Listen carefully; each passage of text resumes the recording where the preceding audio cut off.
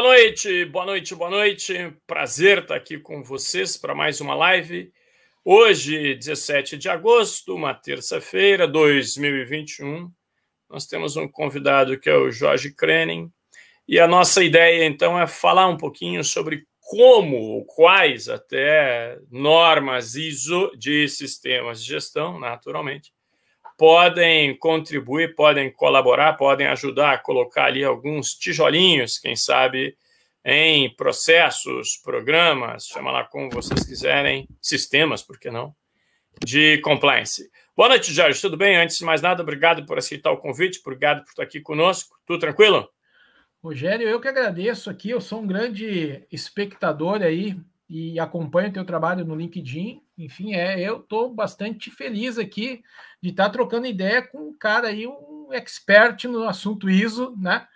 Os teus insights no LinkedIn sempre me geram reflexões. Que né? Bom, é o objetivo.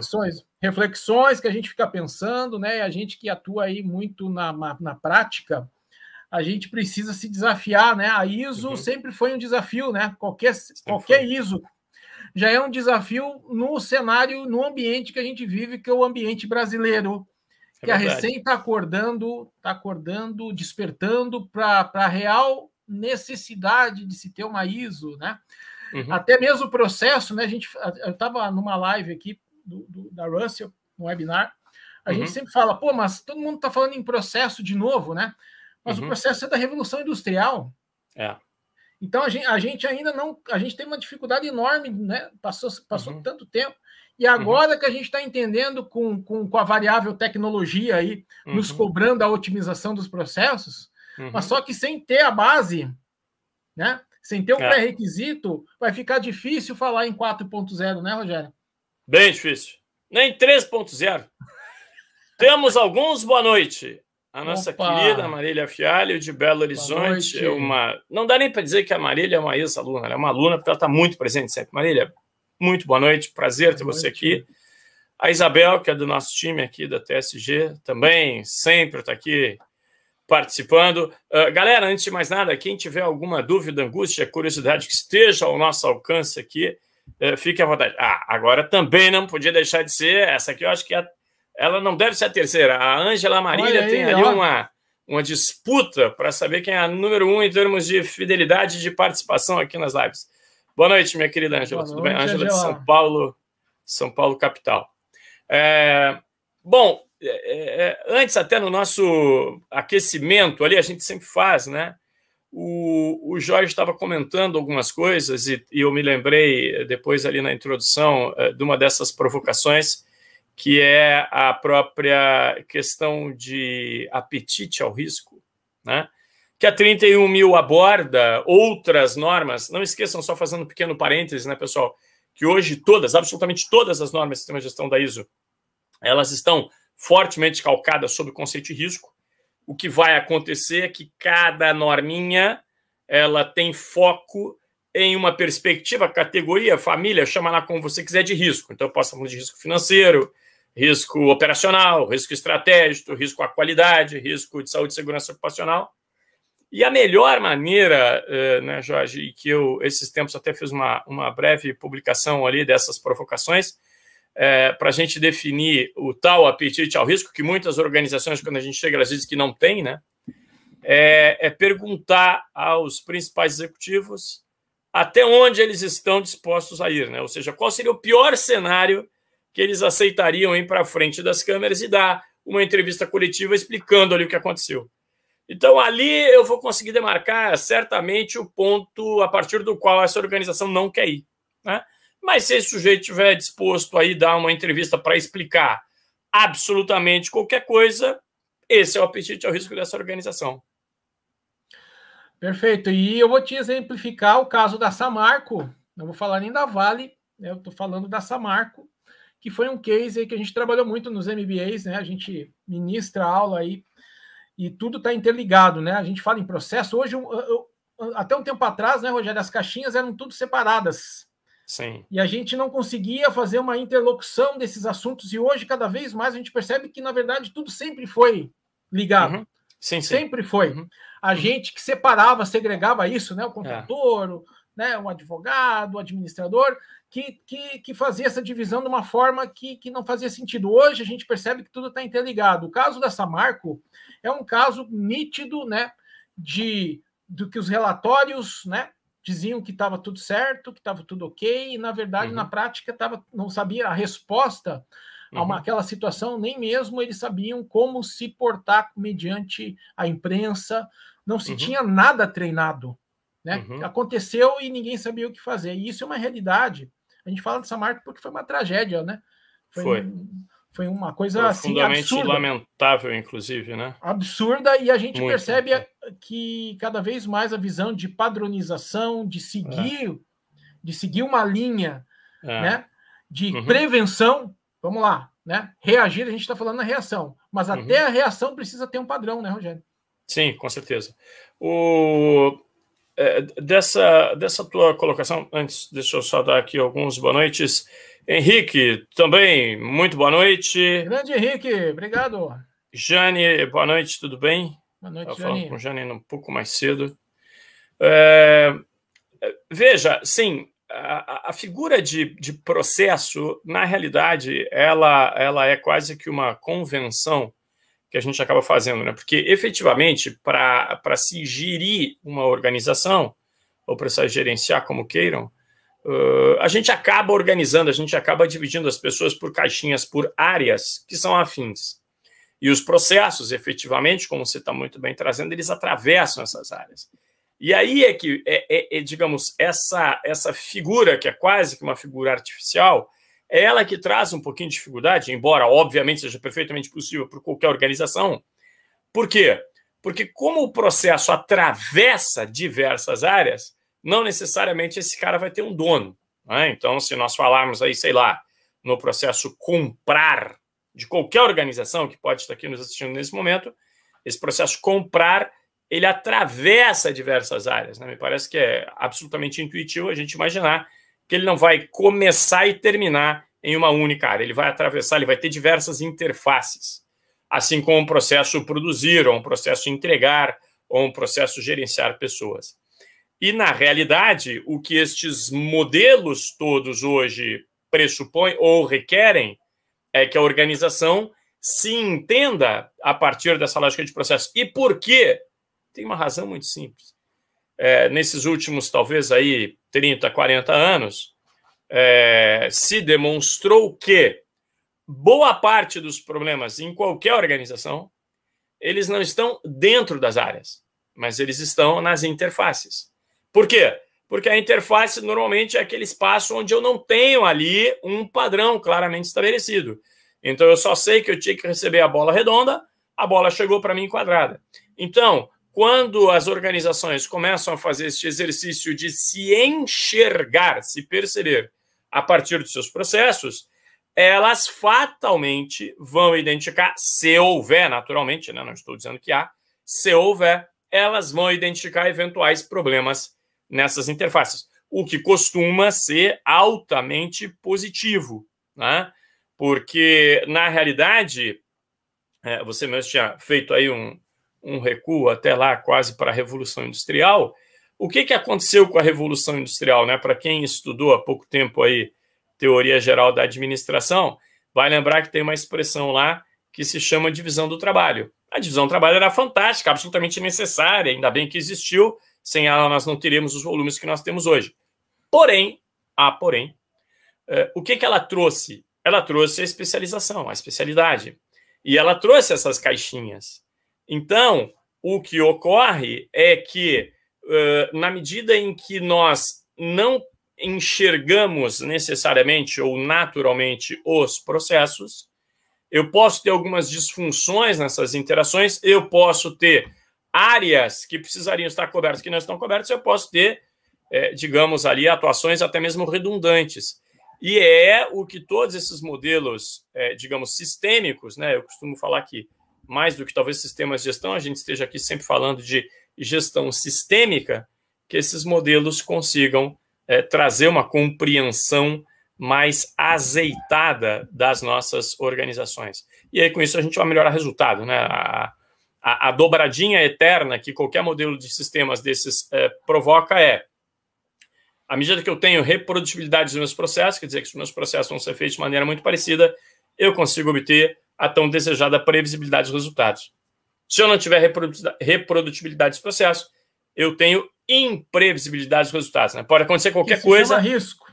Aí entram os riscos. A imprevisibilidade ou a incerteza são os riscos. A incerteza. E eu também, você foi muito feliz, Rogério, e eu vou complementar uma questão que eu costumo falar que está ligada à governança, que é uma falha na cadeia de autoridade e responsabilidade. Né?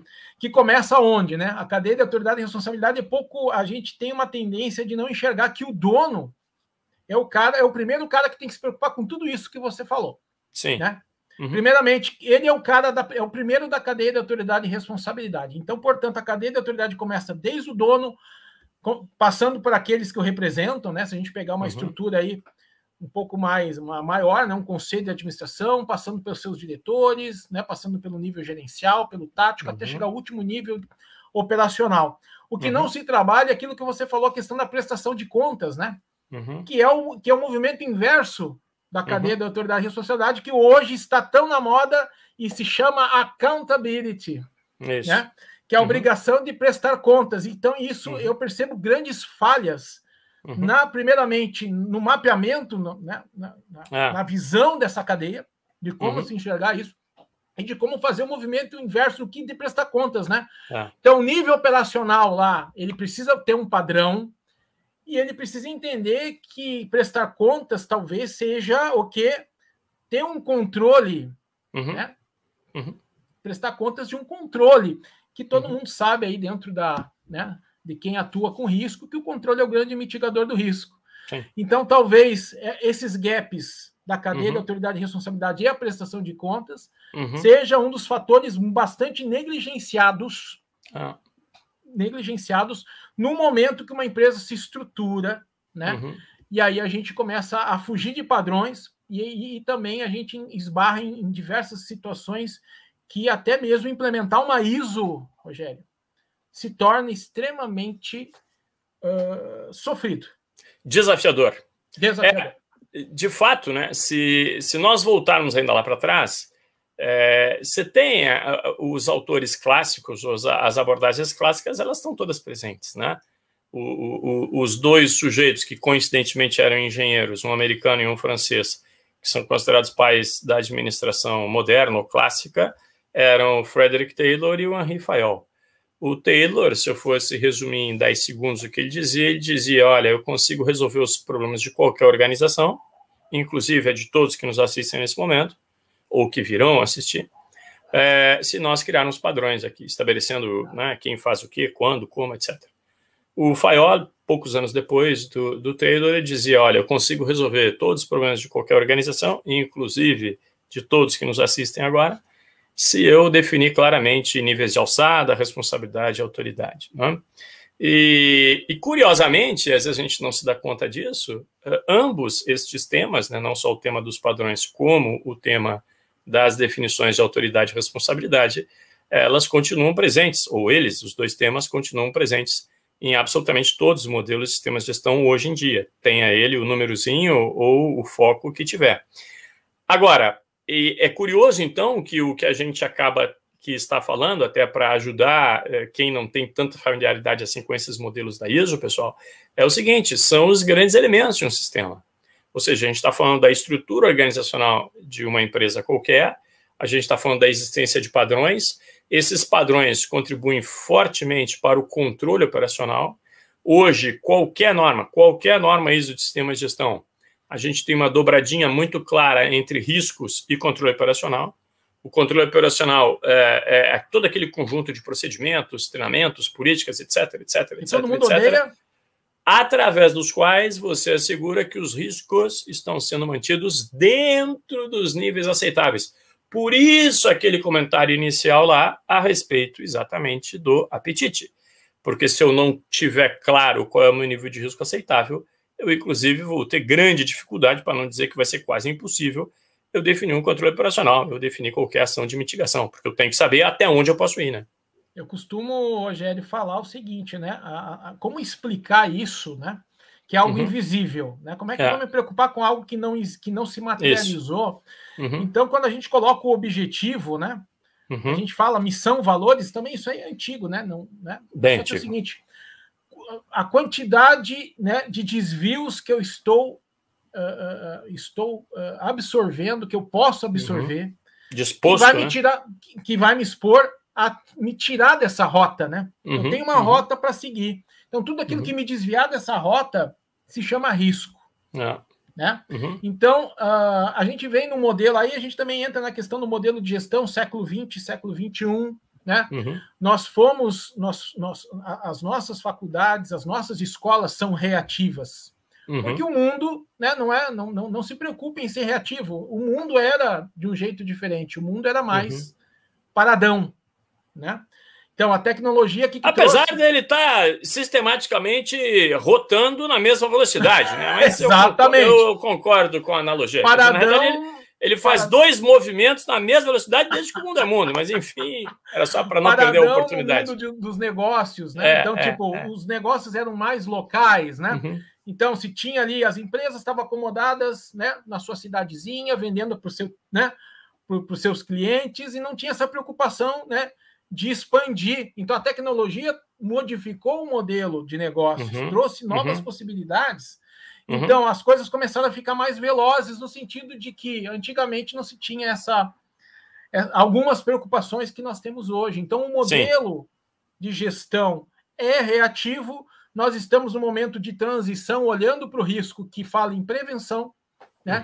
E se nós não buscarmos algum tipo de modelo, vamos lá, como é que eu vou implementar, né, Rogério?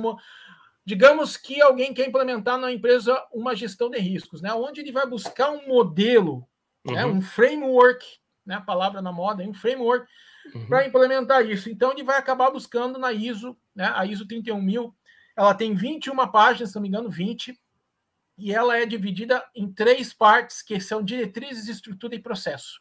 Então, tu olha, tu lê aquilo e fala, pô, é só isso, né? Parece pouco. Princípios, estrutura e processo. Diretrizes.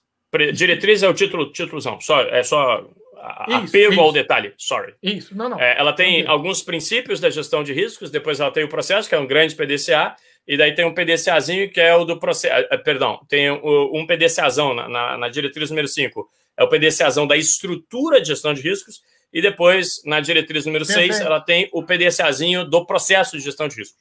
Perfeito. Então, muitas vezes a empresa começa pelo... Né? A gente está falando de sistema de gestão, a gente não pode esquecer dos sistemas aí bastante importantes aí para fazer com que tudo isso se materialize. Então, às vezes o pessoal acha que vai contratar um sistema, né, Rogério? Que o sistema... contratei um sistema de gestão de risco aqui que vai fazer tudo. Não vai. Ele vai pegar, ele vai cumprir só uma parte, e ele vai cumprir uma parte de forma ainda que não vai satisfazer, né? Nem 1/3 dos objetivos que uma gestão de risco precisa, que é nortear a questão de que tipo de valor agregado uma gestão de risco traz para uma empresa, que tipo de proteção, né? Então, se a alta administração não souber pilotar uma Ferrari, né, provavelmente ele vai bater a Ferrari e não vai resolver. Tá? Então, são alguns, já trazendo alguns dilemas aí que a gente se depara, né? Que a gente não está aqui vendendo a ISO como a solução dos problemas do universo. Mas são belos modelos externos, porque eu sempre digo, né, que a própria adoção de um modelo desses, você está se comparando, você está fazendo um grande benchmark com alguma coisa que foi profundamente discutida em nível planetário. Né? Temos mais um boa noite da dona Érica Lamour, se não me falha a memória, de Recife, Pernambuco. Boa noite, memória Érica, às vezes dá uma falhada. De fato, deixa eu tentar resgatar aqui um ponto que você tinha comentado, só para a gente ir encadeando, né? Sim, a 31 é um belíssimo modelo, assim como a gente sempre pode lembrar da prima irmã dela, ela confirmou que é Recife mesmo, a memória não está tão errada assim. Ela tem uma prima irmã que é a 31.010, que tem aí diversas metodologias, né? Um cardápio de metodologias. Lembrando que a 31.000, assim como a grande maioria das normas ISO de sistemas de gestão, ela não é prescritiva, né? Ela não escolhe a metodologia A ou B. e a 31.010, então ela tem um grande cardápio, ela explica lá, é bem interessante, é uma norma que vale a pena. Ela apresenta diversas metodologias, tanto quali quanto quantitativas, para a gestão de riscos. Lembrando um pequeno detalhe também, que a 31.000 ela não é uma norma de sistema de gestão de risco, ela é uma norma de gestão de riscos. Tá? Isso explica, inclusive, por que ela não adota a estrutura que já é tão conhecida, que é a estrutura do ISO Annex SL. Tá? Mas ela seria uma disciplina, como eu havia comentado, hoje todas as normas de sistema de gestão da ISO, elas requerem a aplicação do conceito de risco natural. Então, isso é um tema que ele perpassa, é como se fosse um pano de fundo, né, que ele vai atravessar absolutamente qualquer organização, de qualquer segmento, qualquer porte. E nessa fala do Jorge, também teve um outro ponto ali bastante interessante, que é o seguinte, pessoal. Quando eu até intervi ali, quando ele brincou da história do negócio parado, né, o que ocorria até um certo tempo atrás é que muitos sistemas de gestão, as organizações, elas acabam... Isso era perfeitamente aceitável, nós nem tínhamos requisito ou diretriz que nos orientasse a fazer de forma diferente. Era como se você erguesse 4 paredes que isolavam a organização do meio externo. Tá? E isso desde 2012, todas as normas ISO publicadas a partir do ano de 2012, que estejam baseadas no modelo do anexo SL, o primeiro requisito delas é exatamente o contexto da organização. E no contexto interno e externo. Exato. Ali fica muito claro que essa organização ela precisa interagir com esse contexto, que inclui o externo, e com as partes interessadas que estão também nesse contexto externo. E aí é que a coisa começa a ficar divertida, né? Porque eu tenho muitas partes interessadas, qualquer organização tem. Eu tenho partes interessadas que, entre elas podem possuir requisitos conflitantes. Isso é bom, é saudável para a organização, porque a organização vai precisar ponderar aquilo ali de alguma forma. Então, isso obriga necessariamente que o sistema se torne algo efetivamente vivo, que a partir dessa interação ele consiga aprender. E aí nós chegamos efetivamente nas organizações que aprendem, nas chamadas Learning Organization, que é o que a gente está falando aqui, né? Especialmente quando a gente está falando de risco, não esqueçam, a própria 31.000, muitas vezes, ela utiliza antes da palavra risco, a palavra reconhecer. Eu só consigo reconhecer o que eu já conheço. Eu só consigo reconhecer e lembrar que a Érica Lamour é de Recife porque eu já a conhecia. Se eu não a conhecesse, eu não teria como reconhecer, assim como a Marília, que é de Belzunte, assim como a Ângela é de São Paulo, assim como a Jane é de São Paulo, etc. Né? E isso pode parecer um detalhe quase que semântico, gramatical, mas não é. Não é.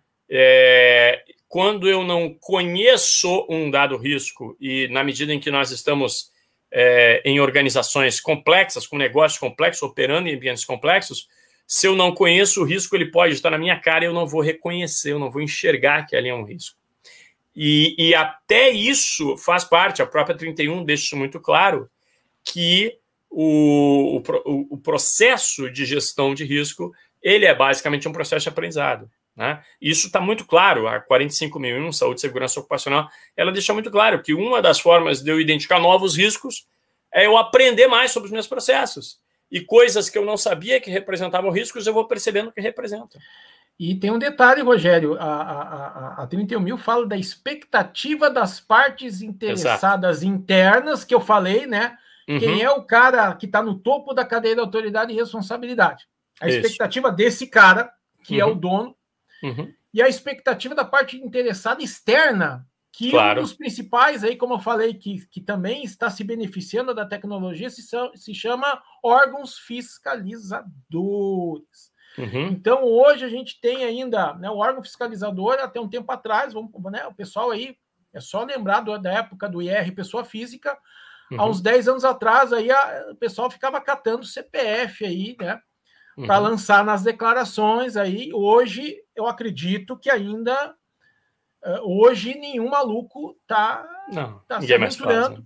Por quê? Agora a pergunta é por quê? Há 10 anos atrás era comum, hoje é uma prática que não vai dar certo. Por quê? Porque o governo conseguiu fechar as informações. Isso. Então, esse movimento do órgão fiscalizador para a PF está prestes a fechar na PJ.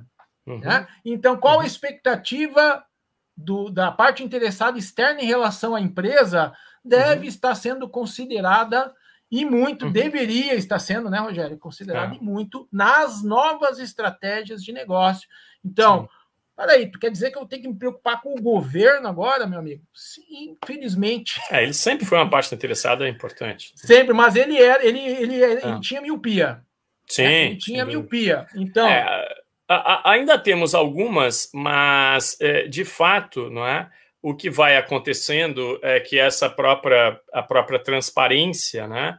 E esse ponto que você levanta, ele lembra, esses dias, até com muito carinho, eu recebi aqui o Renato Santos, uma alma fantástica, do IPRC, Instituto de Pesquisa de Risco Comportamental, e o Renato foi o que fechou o chamado pentágono da fraude, né? E um dos elementos desses 5, por isso que é pentágono ou pirâmide, chama lá como vocês quiserem, é exatamente o aprimoramento dos controles, ou seja, a redução de vulnerabilidades, né?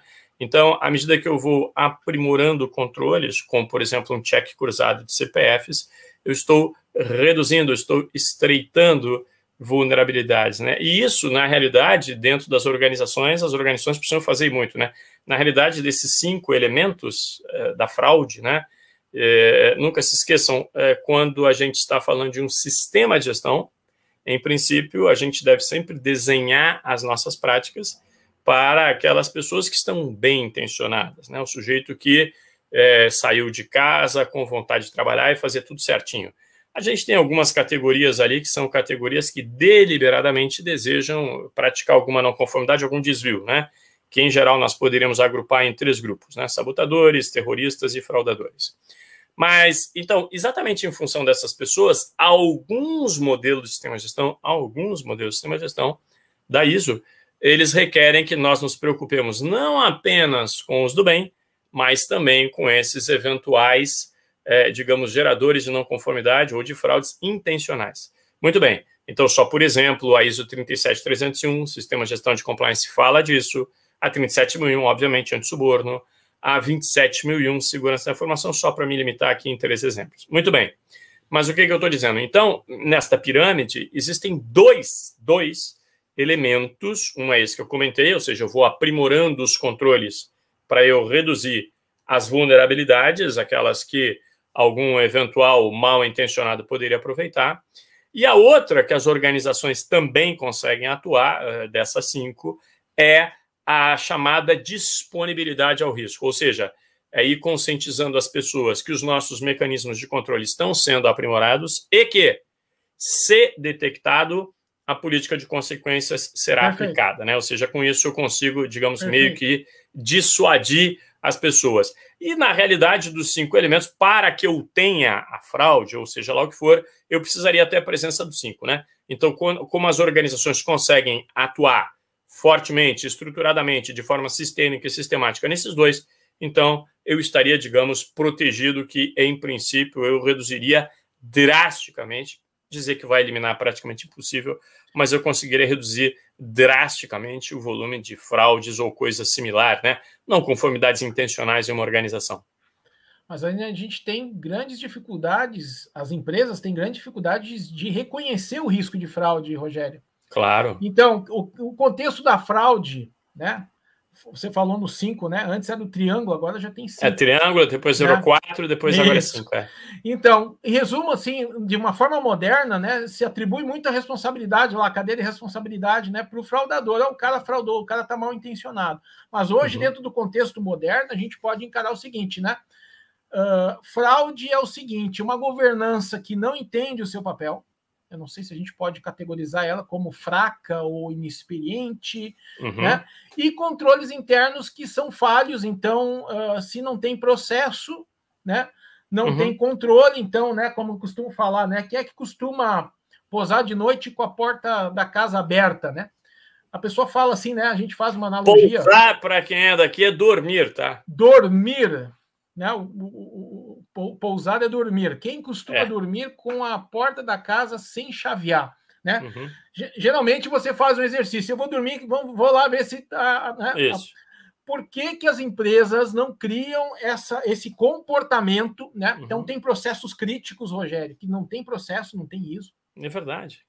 E a porta está aberta, então quando acontece as coisas, eles ficam apavorados. Nossa, aconteceu isso, mas meu amigo, você está aí, ó, a porta está aberta para quem quiser entrar. Então, a visão da governança...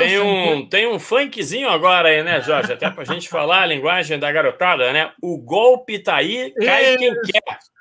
É isso aí. Mais uma para minha listinha. Esses dias eu fiz uma live aí com o Felipe Poubel sobre músicas. Ele faz algumas versões aí para aplicar os requisitos e eu procuro usar músicas que existem, né? Mas nessa aí, mais uma que podemos aproveitar uma música já existente, né? O golpe aí cai quem quer, né? É isso aí. Então, a vulnerabilidade está ali.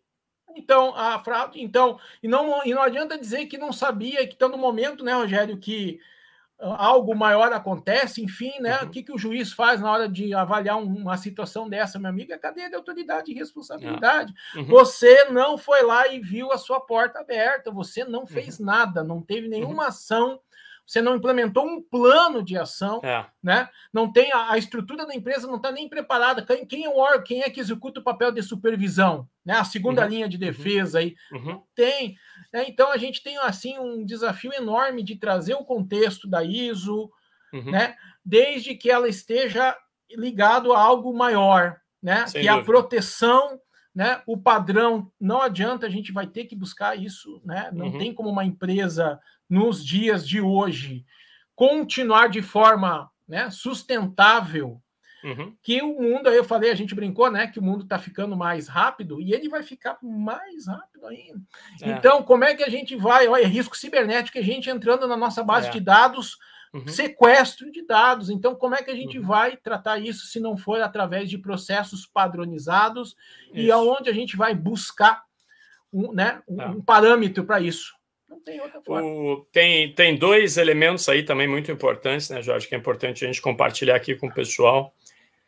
Quando a gente está falando de identificação, ou como eu havia provocado, de reconhecimento de riscos, né, tem dois elementos aqui que eles são chave. É a multidisciplinariedade, né, ou seja, quem estiver responsável por identificar ou por reconhecer os riscos, né, quanto mais diverso esse time, mais chance nós temos que eu vou ter olhares diferentes, então a minha chance de identificar ou de reconhecer o risco, ela aumenta preponderantemente. E o segundo componente extremamente chave é o se ir em loco, né? Verificar os processos, as atividades, onde eles efetivamente ocorrem, né? Aqueles processos de gestão de riscos, onde você mantém meia dúzia de pessoas reunidas em uma sala com ar-condicionado, a chance de eu deixar várias portas abertas ou não chaveadas, ela aumenta estupidamente, né? Com certeza. Então, e o conhecimento, isso né, é o conhecimento do negócio. Fragilidade crítico, né? A gente às vezes se depara, né? Às vezes até a própria alta administração tem dificuldade de reconhecer o que é crítico, né? O que é processo crítico? Aquilo que se sumir, parar da M, não tem como continuar o negócio. Então, esse exercício, Rogério, é um exercício que é comportamental, eu costumo falar, né? Então não adianta o cara implementar ISO e quando vem o auditor da ISO, ele vai lá, faz todo mundo decorar o seu processo, né? Ó, tá vindo o auditor. Quase me arrepia, quase me dá uma tremedeira aqui, cara. É tipo passar em blitz policial, né? Então o brasileiro, então a gente tem que reconhecer um pouco somos colonizados, a gente passou, né? Foi uma colônia de exploração e a gente tem esse DNA de estar escondendo as coisas, né? Esses tempos aí a gente foi passar numa blitz, né? E uma situação, meu Deus, uma blitz foi desviar, mas peraí, vamos fazer um checklist aqui de conformidade. O que está errado, né? O documento do carro está em dia? Está em dia. Está tudo em dia? Tá? Por que você quer fugir da blitz? Então, é uma cultura que a gente vai ter que né, ter uma ISO para ter, não vai resolver o problema da empresa. Não vai. Vai ser pior, porque em alguma situação negativa, né, como uma empresa com ISO, né, vai ser um efeito contrário, Rogério. Sem dúvida. Vai ser o tiro no pé. Então, seguir processo, né? Ainda bem que a gente tem a tecnologia hoje e os sistemas que nos ajudam. Sempre foi um desafio, por isso que até hoje a gente brincou, né? Que se fala em processo desde a Revolução Industrial, que ainda é um desafio. Por quê? Porque a gente está lidando com seres humanos, pessoas, e elas estão dentro, e elas são parte do processo. Ser humano, comportamento. Então chega um dia que aquele processo que é repetitivo, ele vai falhar, e para falha tem que ter um plano B, tem que ter um plano C. Né? E isso tem que estar devidamente formalizado, devidamente divulgado, e em constante o quê? Que as ISOs são muito felizes, né? Que eu gosto muito da melhoria contínua. Isso, fantástico. Melhoria contínua, aprende com erro, não esconde o erro, Rogério. Isso. Como a gente vê a cultura que eu acabei de falar, porque em função da cultura, né? A gente tem uma cultura ruim de esconder o erro, em vez de falar, cara, eu errei, vamos consertar o processo? A gente vai lá e esconde. Em função aí do modelo que a gente veio, dessa herança que o Brasil carrega aí de ser uma colônia de exploração, né? No início dessa última fala do Jorge, ele mencionou um negócio, pessoal, só para tentar dar uma alinhadinha, quem se interessou. Existe uma das ferramentas que ela é apresentada na 31000 que é Sistema de Gestão da Continuidade dos Negócios, e que também é uma das requerida pela ISO 22301, que é a de Sistema de Gestão de Continuidade dos Negócios, perdão, a 31010 é a que apresenta metodologias de gestão de riscos, que é a sigla em inglês, pode ser um nome de mulher aqui para nós também, que é BIA. Né? A BIA. BIA, na realidade, é a sigla de Business Impact Analysis, né? É a análise de impacto do negócio. Ou seja, cada processo da nossa organização, obviamente, se ele sofrer algum tipo de interrupção, ele vai oferecer um grau de criticidade diferente. Por isso que é a análise de impacto no negócio. Né? Ou seja, se o processo X parar por qualquer razão, ou seja, esse qualquer razão, lembre-se, né, ele seria o quê? Seria a materialização de um desses eventos de risco. Né? Então, aquele risco... O risco, enquanto a gente está apenas discutindo o risco, ele é algo que vai ser expresso, em geral, por uma probabilidade de um certo impacto, mas ele está lá no mundo das ideias, ele não ocorreu. Agora, quando esse sujeito se materializa, aquilo passa a ser um incidente. E esse incidente, obviamente, ele pode ser mais ou menos crítico. Dependendo do caso, um incidente ele pode levar o meu nível de operação a zero. Então, sei lá, se o meu processo de faturamento, se o meu processo de venda cair a zero, o que isso pode representar para o negócio? Sei lá, se o processo de processar, rodar a folha de pagamento cair a zero, mas isso ainda estiver dentro do prazo e que se eu recuperar ele, sei lá, em meia dúzia de horas, eu vou conseguir entregar a folha dentro do prazo e fazer os pagamentos até o 5º dia útil, etc., o impacto disso, obviamente, é muito menor. Então, este elemento de um sistema de gestão da continuidade dos negócios e que é uma das metodologias que é apresentada, que é explicada nessa 31010, pode ser e é uma ferramenta importantíssima para a gente conseguir, porque não esqueçam nunca, né? O conceito básico da padronização ele é aristotélico. Aristóteles dizia, eu vou só fazer um pequeno jogo de palavras, mas ele dizia basicamente o seguinte: não há nada mais desigual do que o tratar de forma igual coisas desiguais. Então, se eu tenho processos diferentes, obviamente os padrões serão diferentes e, obviamente, também o impacto que cada um desses processos pode trazer ao meu negócio vai ser diferente. O Henrique fez aqui uma bela adição, claro, depende de pessoas, né? Organizações, conjunto de pessoas, por isso que eu havia comentado até a própria questão da multidisciplinariedade na hora de eu ter os meus times, né? Sem dúvida, Henrique, muito bem lembrado. Estamos falando sempre de pessoas, né? E só por isso os sistemas já se tornam complexos, né? Pelo simples fato de ter pessoas. Né? E o compliance é o grande, eu costumo falar, né? Eu costumo chamar o compliance de gestão do comportamento humano, que depende de vários fatores, né? O gestor, o CPF, o apetite a risco do gestor, Rogério, do CPF, ele reflete no CNPJ, né?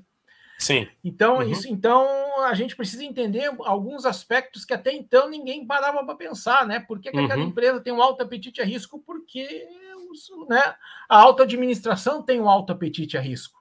Então, se a gente não trabalhar o contexto do comportamento, trazer elementos, né? Olha, implementar uma ISO somente não vai resolver grande parte dos problemas, né? Uhum. Mas no momento que você tem um patrocínio, alguém dando exemplo, mudando, né, através de comportamento, né? O exemplo é aquele negócio, o exemplo arrasta, né? Não adianta dizer para o pessoal seguir uma norma se quem precisa dar o exemplo não segue a norma. Então é meio, parece, a gente traduz isso na educação dos filhos, né? Não tome Coca-Cola, meu filho. Coca-Cola é um veneno para a saúde. Daí você vai lá e tá com um garrafão de Coca-Cola. Então, enfim, a gente precisa começar a nos entender melhor. Aí eu trago questões de ordem de psicologia muito interessantes, que é o autoconhecimento, entender essa herança genética que o brasileiro, né, Rogério, traz, essa questão de esconder, essa questão de burlar, né? E tentar trazer isso, porque o Brasil, né, as empresas, enfim, carregam essa cultura que a gente precisa, aos poucos, isso não vai mudar da noite para o dia, não é a nossa intenção aqui dizer que uma ISO vai mudar a vida, mas aos poucos o padrão, a busca por uma igualdade, né, como você falou, né, a gente precisa ter, né, no mínimo um padrão, para que senão a gestão das empresas vai começar a ficar complicado, né? De fato, esses modelos, eles nada mais são do que modelos externos, né? O que cada organização vai fazer de maneira mais ou menos inteligente é verificar quais são as adaptações que ela precisa fazer nas suas práticas para ela atender melhor ou mais eficientemente ou menos eficientemente, ou mais eficazmente ou menos eficazmente a alguns dos seus requisitos ou das suas diretrizes. Agora, não é à toa, né, que alguns movimentos nós conseguimos enxergar claramente em todos esses modelos, né? Um deles, sem sombra de dúvida, é a maior ênfase que todos estão dando para um requisito ou uma diretriz relacionada à cultura, né? Ou seja, já se percebeu o peso, o valor, a importância que cultura tem exatamente no estabelecimento e na observância desses padrões, assim como também já vem se dando e vem aumentando a relevância, a importância da gestão de mudanças, que é outra fonte também importantíssima de pepinos, né, problemas, abacaxis, chamemos aí como a gente quiser.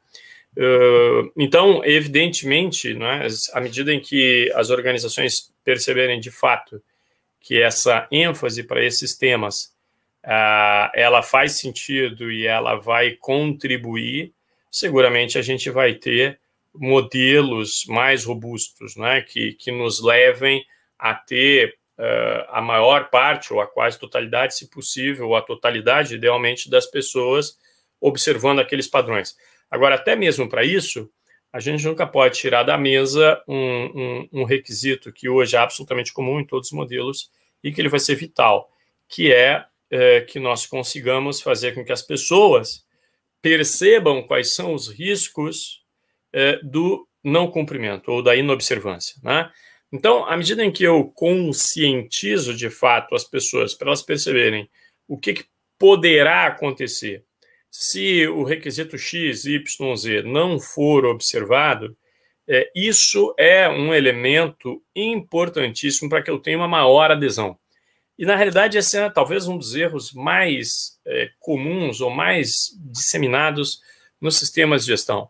É quando eu apresento para as pessoas determinadas regras que elas precisam passar a seguir, isso aí independe de área, de processo, enfim, e as pessoas ficam com a nítida impressão de que ela precisa atender aquilo ali, porque ela precisa atender aquilo ali. Agora, algum engraçadinho que não tinha mais o que fazer, resolveu criar uma regra aqui que se aplica à minha rotina.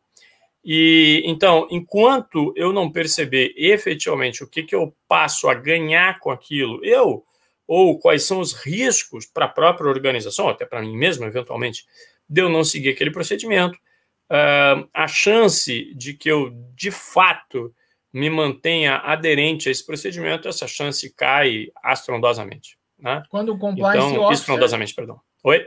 Quando um compliance officer vai e escreve a política para uma determinada área.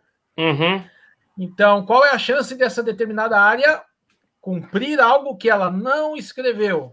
Não participou, né? Não participou.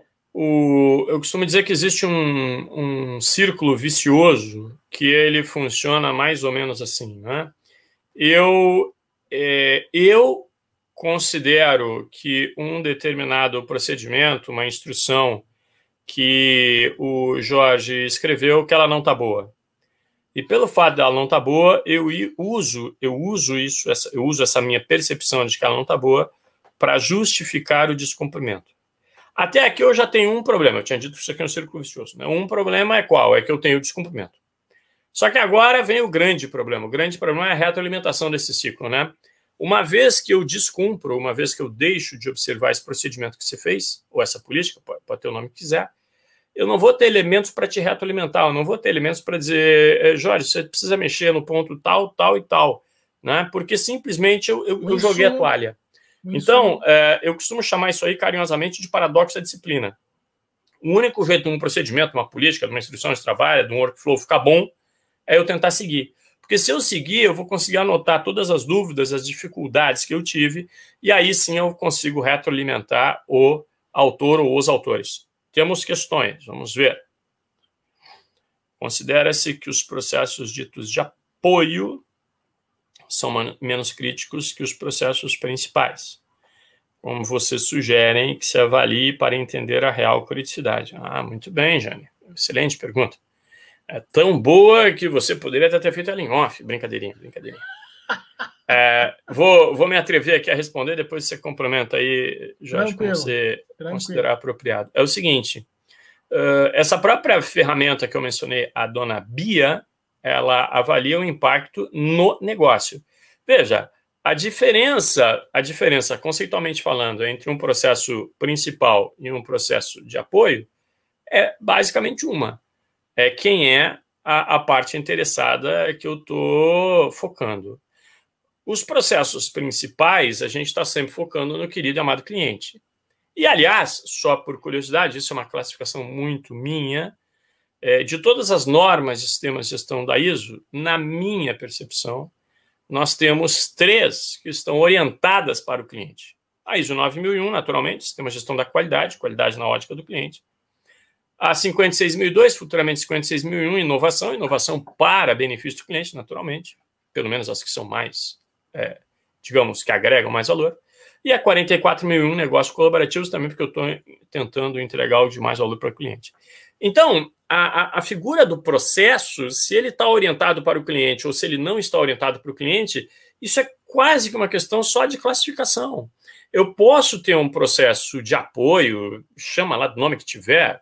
Começa que classificação sempre é um risco, mas enfim, vamos lá.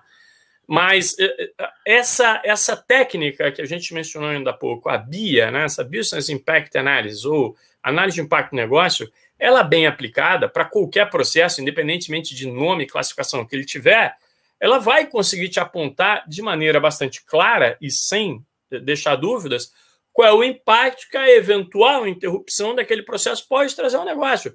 Eu poderia dizer, sei lá, um processo de tecnologia da informação é um processo de apoio, porque não é o meu negócio principal. Beleza, se aquele bagulho derrubar todos os nossos sistemas, não tem operação, eu não emito nota fiscal, por hipótese. Não tem como um visitante entrar aqui, e aí afora vai. Eu não consigo fazer nada. Esses tempos, há muitos anos atrás, eu estava na faculdade ainda, muito tempo. Me formei, acho que eu completei 35 anos de formado esse ano. 86. Nem parece. 35. Nem, puxa, muito obrigado, são seus olhos. Mas vamos lá. E eu me recordo que já naquela época, pessoal, um belo dia eu estava numa lanchonete na universidade e faltou energia elétrica. Então, eu não conseguia tomar um suco, que era o que eu gostava, porque a máquina de fazer suco ela era elétrica, abastecida por energia elétrica. Eu não conseguia tomar um refrigerante, porque eram aquelas máquinas de mix. Ela fazia o mix na hora, então também não tinha como tomar um refrigerante. Vejam, então a falta, a interrupção em um fornecimento de energia, ela praticamente não, ela inviabilizou a venda de toda e qualquer bebida naquela lanchonete, naquele cenário, certo? Então, quando a gente avalia puramente o impacto de um dado processo no negócio, por isso a BIA, pouco vai importar o título, o rótulo. E aí, nessas horas, talvez as pessoas vão perceber, talvez não, seguramente elas vão perceber, que mesmo determinados processos ditos de apoio, eles podem ter um impacto. Não é à toa que, por exemplo, hoje, né, apesar da gente estar nesse modelo home office, então eu já tive que instalar no break, tenho um provedor redundante, tenho 2 fornecedores bastante diferentes, com instalação completamente diferente, vou perguntar uma coisa, para sinal de internet. Perguntar uma coisa para ti, Rogério, já que você falou em home office, qual é a tua contingência do home office? Que tipo de contingência? Se acontecer o quê? Se der algum problema aí na tua casa, tu vai para onde? Pois é, mas que tipo de problema? Eu tenho que entender qual. Acabei de dar o exemplo de falta de energia, tem no break. Vamos lá. Falta de internet, já tem redundância. Alguém aí ferrou com a tua rede elétrica. Tem no break. 2 horas ele aguenta. 2 horas? 2 horas. E se a companhia falar o seguinte, ó, vai demorar umas 8 horas. Se for além de 2 horas, eu vou ter que ir para um escritório virtual. Tenho aqui, sei lá, 5 minutos daqui, 3. Show de bola. Não, beleza. Então, essa é a pergunta que muitas empresas não estão se fazendo. Sim, sem dúvida. Mas a própria redundância no fornecedor de internet já foi numa análise dessas, né? A gente não chegou a ter problemas, assim como eu não cheguei a precisar acionar nesse ano e meio nenhum tipo de escritório virtual, tá? Ainda. Mas já tive problemas de interrupção de sinal. A probabilidade é remota, mas... mas não importa, né? Eu já tive em treinamento ao vivo de dia inteiro, interrupção de sinal de internet. Beleza, peguei o 4G do celular, joguei para cá, resolveu a contento. Já tive interrupção de energia elétrica. O no break deu conta porque foram, sei lá, meia hora, alguma coisa assim. Mas sem dúvida, ou seja, até o momento, as redundâncias, os planos de contingência existentes funcionaram, mas ainda assim existem alguns outros para situações mais críticas, para cenários mais críticos, né? Mas por exemplo, um que você poderia imaginar, né? Sei lá, houve uma contaminação aqui por um vírus, sei lá, Covid, eu precisei sair daqui. Também é um cenário, espero que não ocorra, mas é um cenário possível, né? Não é impossível. O backup da nuvem surgiu porque o backup da torre do World Trade Center estava no outro, né? Nunca as 2 torres vão cair, né? Não. Assim como equipamentos, né? Eu estou falando aqui num notebook, mas tem um desktop aqui na minha esquerda, tem o celular também. Já teve casos. Ontem mesmo teve uma reunião nessas doideiras de atualização de Windows, tanto o notebook quanto o desktop são Windows. Eu precisei fazer uma reunião via celular, mas não tem problema, já tem tripézinho pequenininho, dá na mesma altura, ninguém nem percebe, não dá nada. Mas são exercícios muito importantes, muito, muito, muito importantes. E, obviamente, tudo isso mantendo as devidas seguranças de antivírus, etc, né, galera? Então, processos precisam... Você já sabia, né? Ó, vou para o celular, se o celular não dá, daqui 5 minutos eu tenho 5 minutos, né? E eu contei que eram 5 minutos. Eu chego lá, isso está devidamente num plano, num plano de contingência. Sim. Né? E aí que está o problema, Rogério, que o brasileiro tem uma dificuldade que é escrever e depois seguir, né? Que vai aí que você falou em termos de seguir algo que alguém fez. E os 5 minutos, tá, só por curiosidade, ele também não é coincidência, tá? Porque veja só, mesmo nas nossas aulas ao vivo, a gente tem 2 horas, 15 minutos de intervalo, 2 horas, 1 hora de almoço, 2 horas, 15 minutos de intervalo, mais 2 horas, para dar as 8 no dia. Então, o que acontece? Se o no-break ele aguenta 2 horas, mesmo que eu tenha uma interrupção de energia no início, eu consigo levar um tempo, e na pior das hipóteses, nos 15 minutos de break, eu consigo chegar no escritório virtual, que dá 5 minutos a pé, então eu não dependeria de mais nada, e eu tenho 10 minutos para fazer o setup. Então, o bagulho já está testado. Mas é interessante, né? A gente fala em ISO, padronização, mas a gente precisa que esse tipo de situação, que o risco, desde que ele não seja negligenciado, ou ignorado, ou indesejado, ele traz grandes lições. Claro. o processo, para a aprimoração do processo, claro, e para que a gente, de fato, cumpra o papel, né? O padrão não é para engessar, a gente sempre ouve na gestão de risco, né? Em especial na gestão de risco, que o risco engessa o negócio. Não, meu amigo.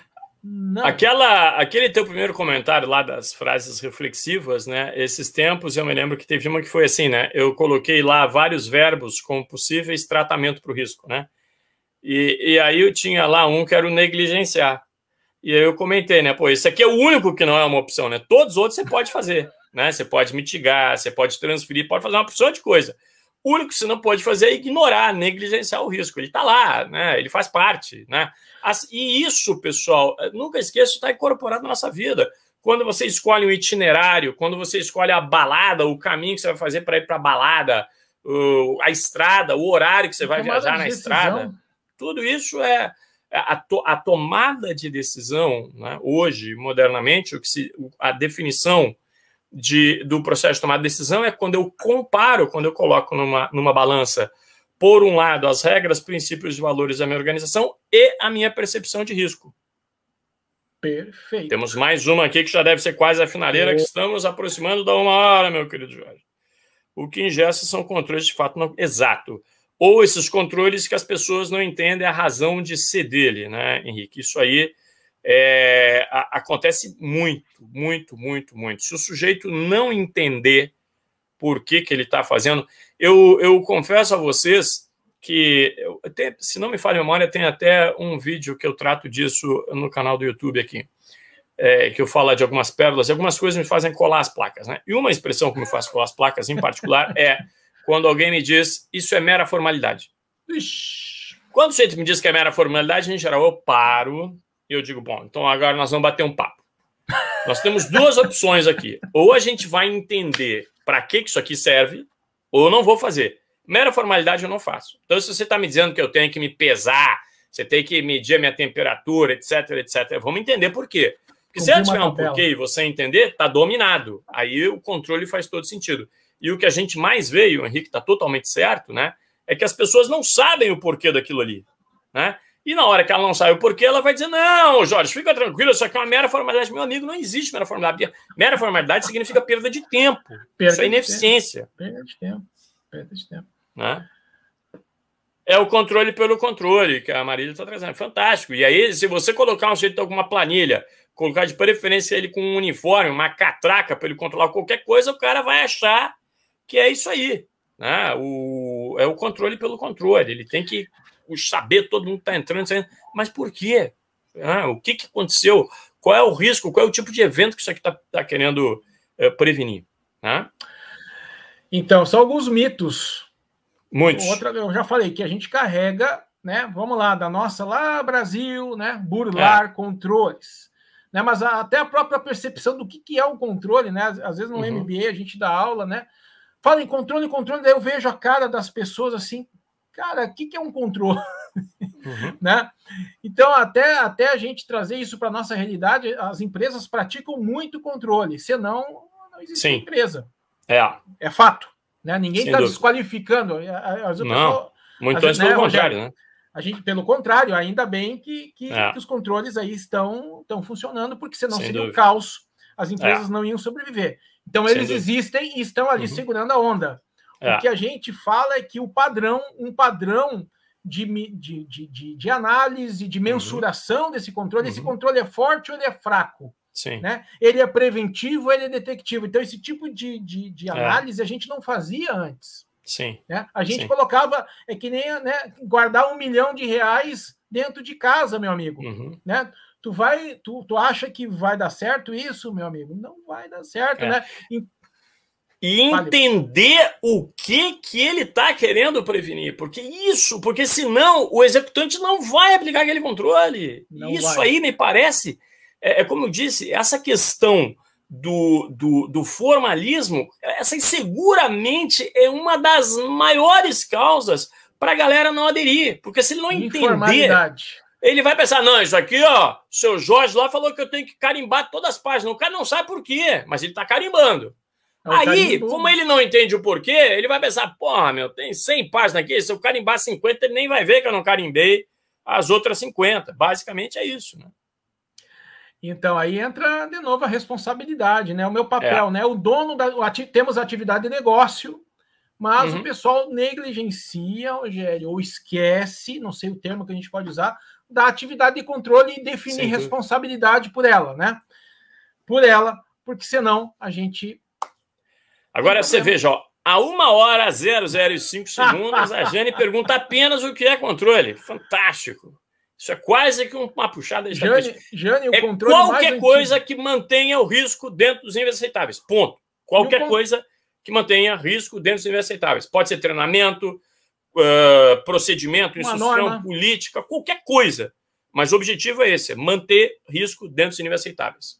E o mais antigo de todos, Jane, né? O feito e o conferido, vamos lá. Né? Alguém faz, alguém confere. É um controle, mas só que desde que essa pessoa não seja a mesma. Né? Então, por quê? Para manter o risco dentro de nível aceitável. Se eu já descobri que na caixa que tinha que meia dúzia, de vez em quando vai com 5, beleza. Esse é um risco aceitável? Não, não é. Então tem que ter certeza que tem meia dúzia. Vamos lá. Controlar. Então, hoje a gente tem o detectivo, né?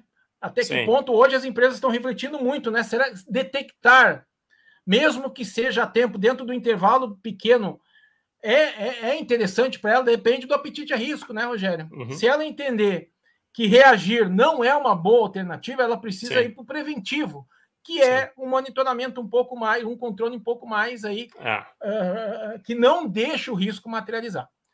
E tem uma questão interessante aqui, né? Não é o fato de nós termos abordagens preventivas que nos dispensa de ter a capacidade detectiva se algo escapar. E tem muita gente que pisa na bola. Não, mas já botei tanta coisa preventiva. Tá bom, meu amigo, que bom. E tem que ter mesmo. Você tem que primeiro tentar prevenir. Mas se algo escapar, onde é que você está detectando? Ah, pois é, eu não tenho nenhum detectivo. Pô, meu amigo, aí fica ruim, né? Uma auditoria interna, né? Pegando esse... qualquer coisa. Se encaixa perfeitamente nessa missão aí, Rogério.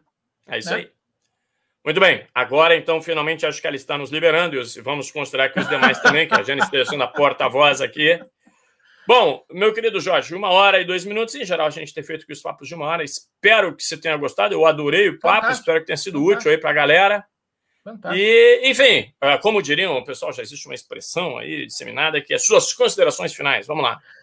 Rogério, é uma tremenda satisfação, enfim, como eu falei aí, a gente aí no LinkedIn é bastante ativo, né, e acompanha o teu trabalho, e esse tipo de brainstorming, de troca de ideias sempre é bom, porque reforça muito daquilo que a gente, né, você fala no teu canal, a gente fala nos eventos da Russell Bedford, que é reforçar a importância de ter um ambiente mais formalizado nas empresas, mas não daquele jeito antigo. Sem dúvida. Não daquele jeito antigo que é quadradão, o jeitão Bob Esponja, isso ficou no passado.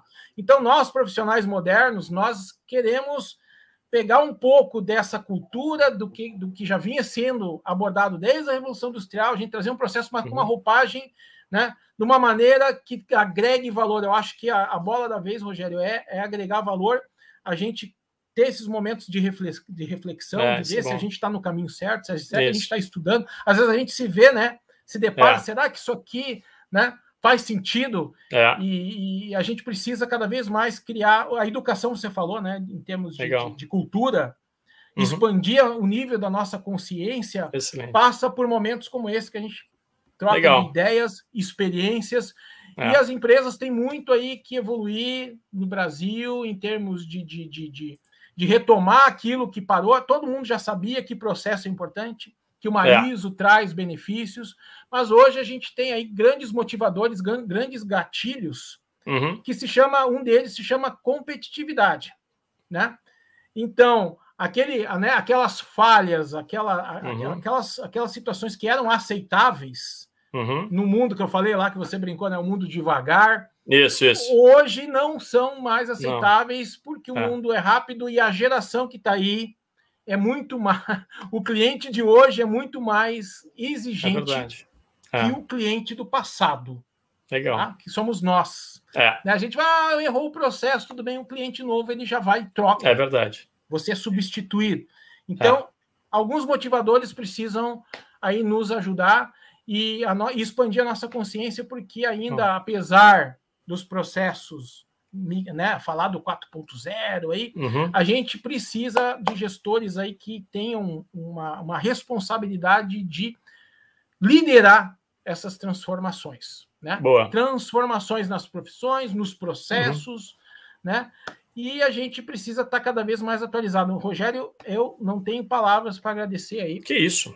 De estar aqui contigo. Eu que agradeço o convite. Por isso, falando em transformação, por isso que eu digo, né, que o nosso propósito aqui é fato. Né? Na TSG a gente forma auditores que transformam organizações.